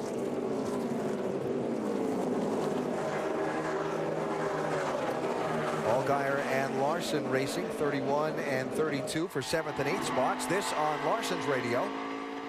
How bad is my front bumper? The little hole in the top right, but I don't see nothing on the grill. I feel like I have no speed. Yeah, I think he's talking about that one stack up on the restart. He got into the back of the car that was in front of him. So I think there's quite a few cars that received some damage from that. Now he feels like his car's not as good as it was, so he's wondering if he had damage. Mike? Andy, very astute observation. I just spoke with Trent Owens, his crew chief, and that's basically what he told me. He feels like they've got damage on the nose of the car, and that has contributed to what they're experiencing right now. Kyle came over the radio not too long ago, and all he said, and it really sums it up, he said, I don't feel like I have any speed right now. Hanging in 8th position, Justin Allgaier has pulled away from Larson after getting by him for that spot.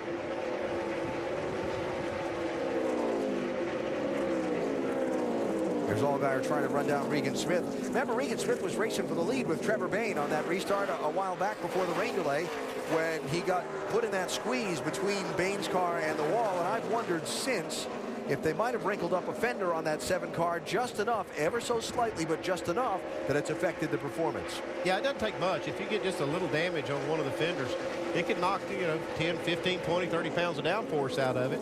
And then that's just enough to tip it over where it can really affect the speed.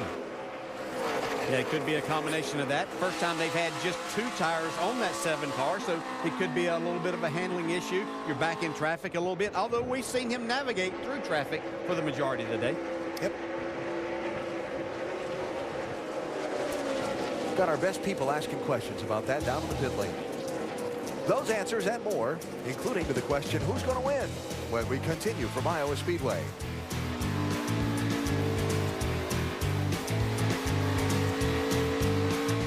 At Iowa Speedway, dominating, leading the most laps, looking untouchable, but he's got to get it through these final 52 to the finish to take home the trophy. 1 8/10 seconds is the gap back to second place Trevor Bayne, then Elliott Sadler, Sam Hornish Jr., and Brian Scott, the rest of the top 5. We ask questions about Regan Smith, and our best guy on it is Dave Burns. Hi, Dave.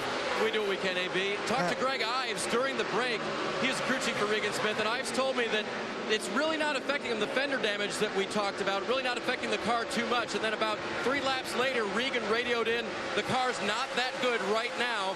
It is a little bit loose. So they're dealing with it. In fact, up and down pit road, most of the crew chiefs are saying, change your line.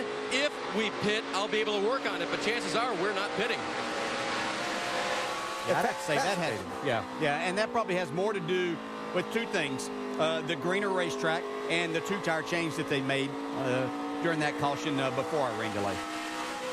16 cars on the lead lap. If the caution comes out again, it is really going to put some crew chiefs in a position. Now, as dominant as Austin Dillon has been, again, I'll tie this back into the Kyle Busch situation last Saturday at Dover. When you've got a car you can't outrun on speed, and you can't even stay with on speed, the pressure's on this 3 car to make a decision, and everybody else can do whatever the 3 car doesn't. That's exactly right, and that's the problem with being the leader. You're just a sitting duck. If you sit out on the racetrack, say, hey, I'm going to stay out, everybody's going to pit. And I think if Austin pits, if we get a caution, I do believe he'll bring a lot of cars with him, though.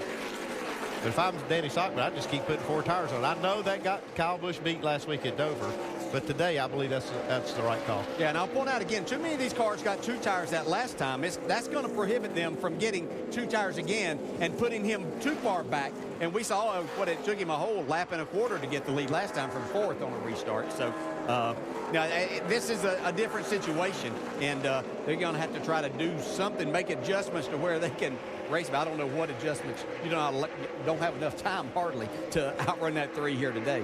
You hope that they kind of mess up on a pit stop or something and get themselves back 6 or 8. Not that we're hoping that. I'm saying that's what these other competitors are. Trevor Bayne's team, one of those that took just the right side tires on the pit stops at lap 151. As was Elliott Sadler's team. Sadler running in 3rd. Running really well. You see Sam Hornish there has closed back in on Elliott, who had pulled away a little bit after this restart. But I think this is a good, solid run for this 11 team. Andy, you pointed out yesterday, and we talked about it a number of times, the 11 needs a solid run. Yeah, they do. And I really felt like they would be just a little better. They're good now, but I thought they would be really a winning contender today. They haven't quite had that speed, but it's still been really solid for them. Use that old phrase that NASCAR officials like. It's a work in progress on that 11 car still. Sam Hornish Jr. started front row. Has led 22 laps today on a few different occasions. They've tried the two-tire strategy a couple of times, but he has just not had the speed to match that 3 car. A solid day for Hornish. And I guess best of all for him, he's running ahead of Regan Smith, his rival for the title, even if just by a little bit. Brian Scott, solid. Brian's done a nice job of running right around that top 5 all day long in the 5th spot right now, but his car's been very good all weekend. At least this run, it looks like Regan Smith in the 7 has been just all but equal to Brian Scott. They've been right about that gap since the restart. You see Justin Allgaier starting to sneak into the picture, though, a little bit in that 31. Not only Allgaier, but Kyle Larson and Parker Kligerman beginning to join this chase as they work through some lap cars, closing up for positions 6, 7, 8, and 9. You know, Justin Allgaier told us during the rain delay that he was sitting in 12th. He thought he could get in the top 10, but he thought with what he saw in a few laps that this car might be a top 5 car. He's right there knocking on the door.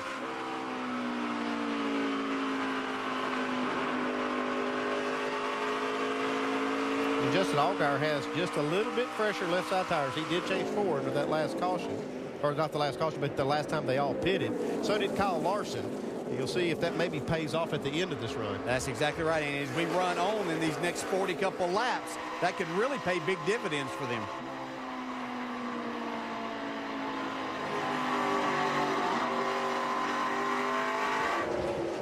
Here Kyle Larson really working the throttle. Yep. 77 cars have been good this run too with Parker Kligerman.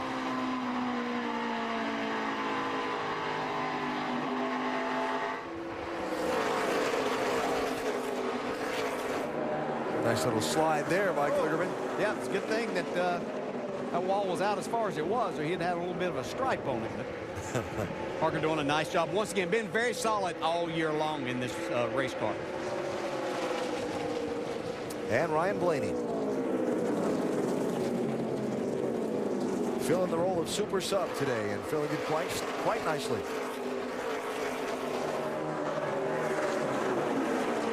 Finished top 10 in the Camping World Truck Series race on Friday night down in Texas for Brad Keselowski Racing.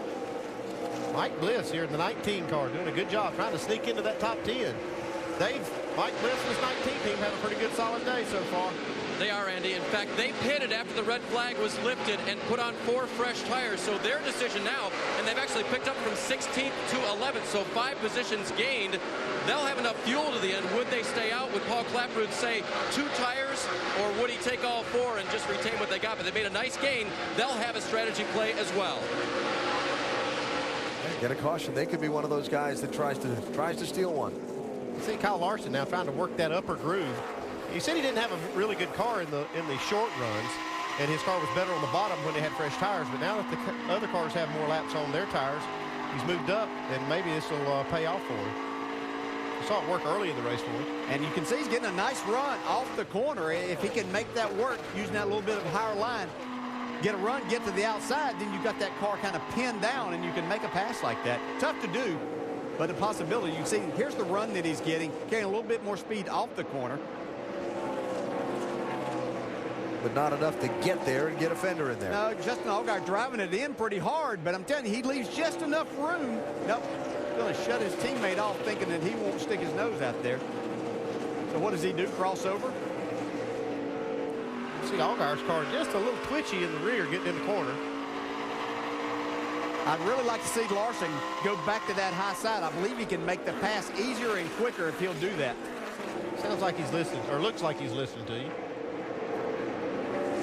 While we've been watching this, both Brian Vickers and Michael Annett have come back out from behind the wall from the garage. Vickers 54 laps down in 30th place. Michael Annett 39 laps down in 28th place. Trying to pick up another championship point or 2. Austin Dillon dominating. Will there be a twist of plot?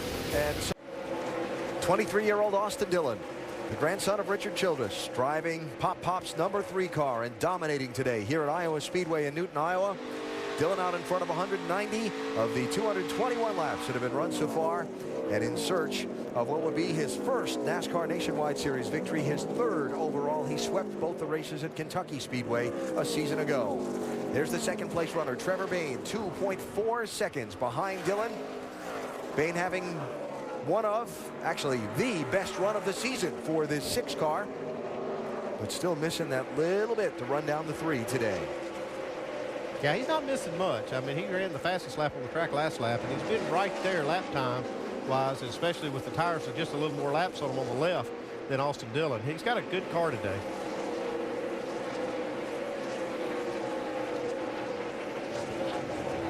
So there's the gap. And the remaining questions in this race are, will the caution come out or not? If it does, what will the strategy play be? How will it affect the outcome? And what would be the reason for a possible caution? We always at this Iowa track on a long green run have a concern about brake heat affecting those right front tires, particularly after the rain washed all the rubber off the track. That's the thing, it's this brake heat and it's high tire wear. Sometimes you see that after, like you said, that rain, we have a green racetrack, we're going to make a long run to the end. Looks like Ryan Blaney's struggling with his handling just a little bit. Able to stay in front of Parker Kligerman, though. We saw the last long run we had, a lot of cars pitted a little bit early. We won't see that here if it goes green all the way to the finish. Update on Blaney from Dave. First behind him, Kligerman in the 77 just radioed in that he is getting tight, and he's trying to save that right front tire. That's the 77. As for the 22, his car has been loose this entire run. You saw some of that off the corner a lap ago. And at the start, at one of the restarts early on, he got shuffled from 7th to 10th. He's not been able to get any of that track position back until he just passed Kligerman. All right, so Blaney trying to gain a few spots in the late laps here. He's up to 9th place.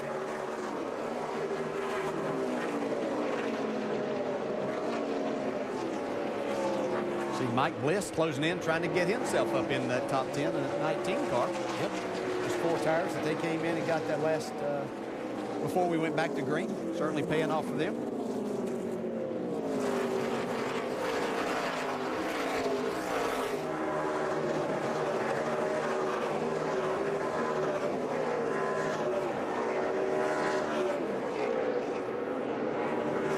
Joanna Long in position to match her career best finish in the Nationwide Series of 12th. In that number 12 position now, lead lap. Here's a team that has had its share of bumps and bangs in the first part of this season and just needs a couple of good, strong, solid finishes to kind of regain some momentum and turn it around. Yeah, Joanna's doing an outstanding job here today. We talked about all the different conditions and everything. Here, Kyle Larson making another run at Justin Allgaier. Looks like he's going to be able to make the pass this time. Yeah, I saw something from, we talk about this young man and his lack of experience in these cars, but he's a quick learner. He went up and tried to make this pass a while ago, got down on the inside a little bit. Looked like he might have heated up his tires a little bit. He backed off about 3 or 4 car lengths, ran some laps, and I was watching his lap times. It was like he just backed off to cool things down, like he didn't want to abuse maybe that right front tire. Now we're down with just 20 laps to go. He said it's time to go, and he feels like that he's got enough to make a run now. That's a lot going on for a young man. Little double wide racing there right in front of the leader, Austin Dillon. Let's close that lead, the gap up for the lead. You see Trevor Bayne, he's right there. If he can find an opening around these lap cars, he might have a shot at getting by Austin Dillon. Yeah, and he's actually been running faster times even whenever they weren't in traffic for a few laps there. So Trevor Bayne's car's working really, really well if he can get by here quickly. 44 is Cole Witt. 40 is Reed Sorensen. That's the way you do it, 2 at a time.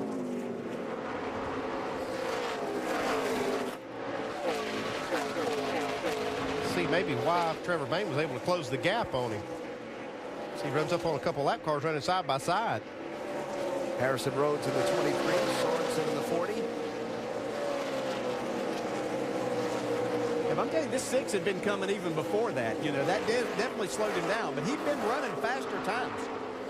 Keep an eye on it. The last lap, they were pretty close to the same lap time. Well, if he has a better car, he's got 17 laps to try to close this short gap he has and make the pass. Before the traffic, it was 2.4 seconds between the two. Now it's 0.6. Well, now the key is he's in his mirror, and he realizes that he can't make any mistakes here, whether it's lap traffic or just running laps. He might have abused the right front tire getting that big lead that he had.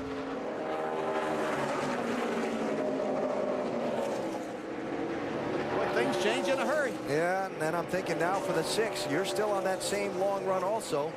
You see it, you want it, you're trying to get it, but you got to make sure you finish too. It's always hardest too to close that last part of that gap because you get a little bit tight behind another car. He's there. He's right on him now. He definitely has a better car right now, for sure. What I'm seeing is this 3 car. We heard drivers talk earlier about them going through the center of the corner so good. He's having to slow down a lot to make this car turn in the center of the corner. Oh, that's close. Yeah, but he's got him. Come on with it. Still out there. Still out there. Oh, boy. Yeah, What's he doing? We talked about keys to the race. Who wants it the most? Hey, here's going to be a key part down in turn 1 where we have this bump. I think it's real key for Austin to try to keep him down there. If he could just... Oh, a little contact. Yeah, you don't need that, though. That got, I believe the 6 might have got some damage on the right front there.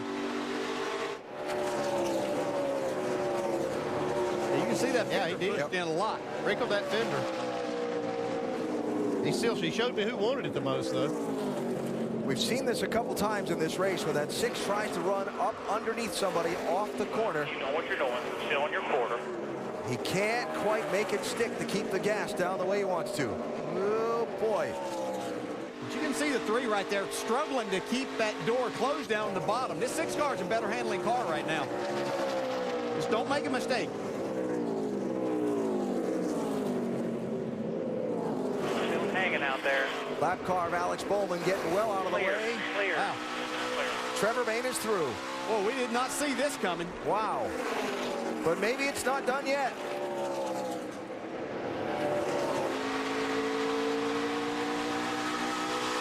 Away from you. Stay focused.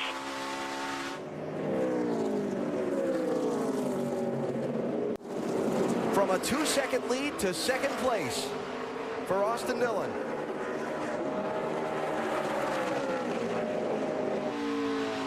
Well, we talked about the green racetrack going back. And Austin Dillon was turning some fast lap times, probably just abusing that right front tire a little too much.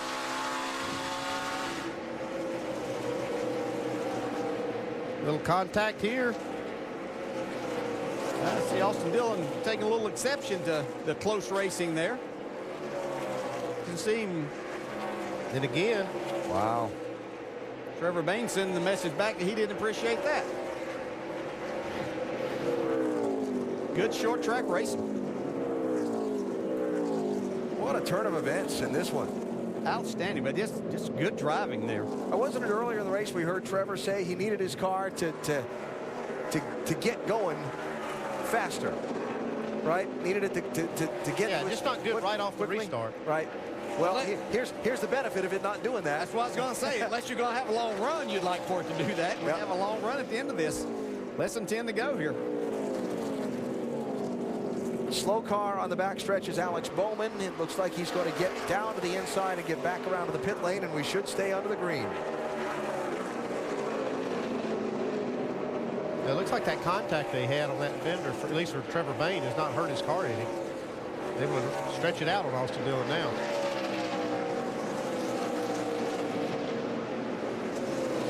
You can just see how he's able to keep his car down in the center of the corner. The 3 car just up in the center. Car's just sliding, and as he tries to carry that momentum that's been so strong for him all day, the car just does not want to stay down there. He's having to stay out of the gas longer and can't roll the center like he could, so that's hurting his exit speed. Five laps to go for Trevor Bayne. Now you begin to think about all the pressure this young man has been under, stepping into the car that's won the Nationwide Series championship 2 years in a row. Yeah, look at the races it's won here. Looks like they may be adding to that total. Getting acclimated to the team getting acclimated to him, and now they come to the first standalone race of the year. In the early laps of the race, ran from 14th up to 2nd fairly swiftly, but did not appear to have anything for the 3-car until these late laps, when all of a sudden a big lead that the 3-car had was erased.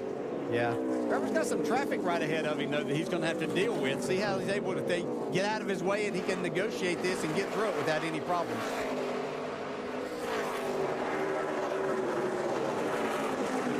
Trevor's new wife, married on Tuesday of this week. As Doc Punch told us earlier, told him, don't want to hear these stories about you get married and you don't race as hard. Go out and win the race. Tell everybody you made the right decision by marrying me. You got to drive hard. Got somebody else's support now, son. She looks nervous, though. Lap and a half to go. Traffic. And a lot of it to negotiate. Yeah, he worked that really nicely, though. He was just patient enough. You can see that car a little bit on the loose side. That white flag. All you got to do is bring it back, brother. Bring it back to me.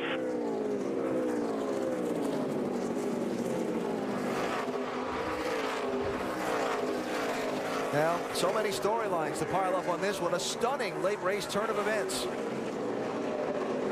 After Austin Dillon dominates, Trevor Bayne rallies, passes him late, and is going to celebrate his honeymoon in Iowa with a trophy and a trip to victory lane. Trevor Bayne is the winner. Woo! That was awesome. How's that for a wedding present? That'll work. Like she said, I should have got married a long time ago. Proud of you guys. Proud of you guys. Last 3 weeks. Last 3 weeks is what this team's about. Nobody gives up. Nobody digs. Woo! Man, it feels good.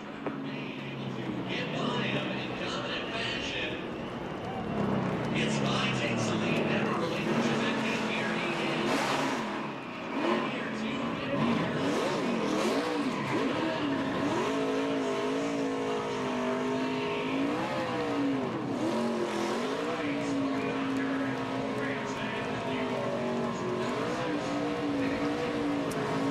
Austin Dillon led 207 laps. Trevor Bayne led 19.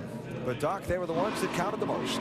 Absolutely. Mike Kelly, you made a promise. You said, my wedding present to you is to bring you a car that can win at Iowa. And he just said, thank you, Mike, for the wedding present.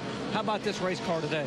Man, it's a testament to not just me in that race car, but this team and Trevor Bayne. We got here yesterday. We weren't that good, and we worked our butts off on this thing in practice and got it to where he was super happy with it. He told me at the end of the day, he said, I can sit on the pole and I can win the race with the car I got. Well, the pole shot didn't work, but we got max points here today, and I'm really happy for Ford.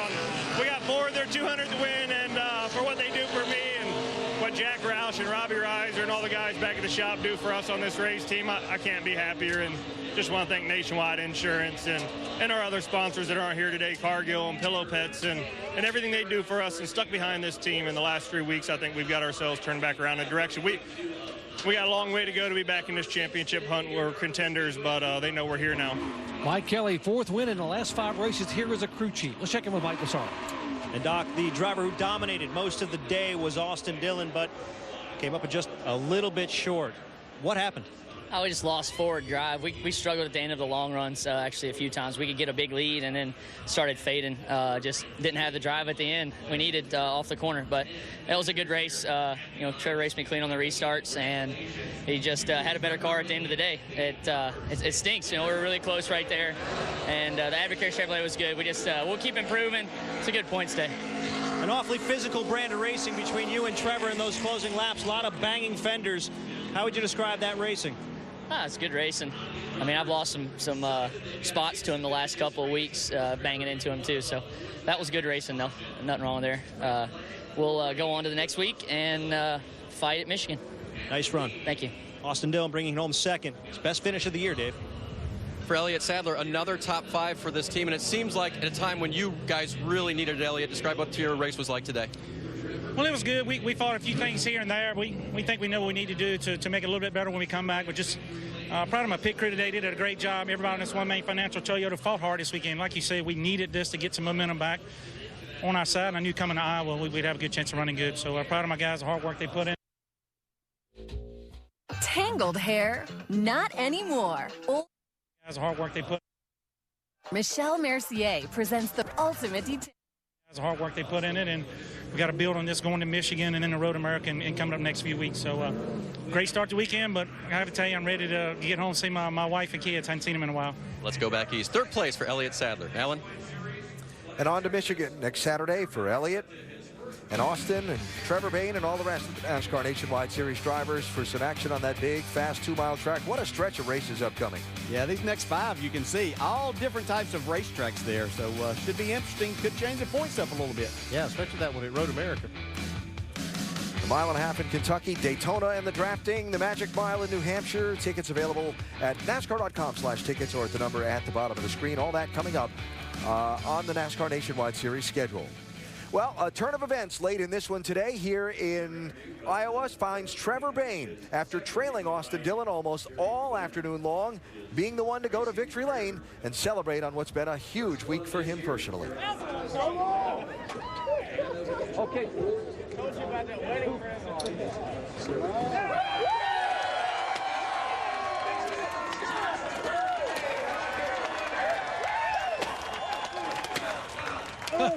How about that? For a week for Trevor Bayne. He gets married on Tuesday, a hurry-up honeymoon, and the crew said, we're going to get you to victory lane. It's been 19 races, November of 2011 since he's gone to victory lane. Now Mike Kelly in here talking to Trevor. Let's get in here. Hey, Trevor, congratulations, my friend. We got 30 laps to go. You're 2.5 seconds behind. With 10 laps to go, you're making the pass for the lead. What was the difference? Crazy, man. This thing was so good on the long run. We talked about it during rain delay. After 30 laps, this thing came to life. I'm so proud of this team and what they accomplished here today. Not giving up, even to the end. We were so far back, could barely see the 3 car. He caused some lap traffic. I can't even catch my breath right now. We ran him down and were able to race him. Raced pretty hard, man. I don't know what the deal was there. Caught a door on the straightaway, and then I got him loose once, and we decided how we were going to race, and then we raced clean, and we got by him, and we're able to drive away. But this team here at Iowa has been so good. It's such an opportunity, such a blessing, man, to be a part of this team and to have Ford on board. Their 200th win this weekend. Man, it's great. It's been a rally these last few weeks. I'm just so proud of my team. Got married this week, so Ashton told me I had to win, so nobody could say it was because I got married that I went to a slump. We're out of it. We're doing good, and I just thank the Lord for this opportunity and for the perseverance He's developed in me through all the trials we've had this year. So really excited about this win. How about that, Alan? NASCAR's newest newlywed is NASCAR Nationwide Series newest winner. Trevor Bayne goes to victory lane here in Iowa. How fun is that? What a day. Yeah. What a week. Yeah, just shows once again you can't count these things done until the very end. So Austin Dillon dominates, but Trevor Bayne wins today at Iowa. The race postponed by rain from last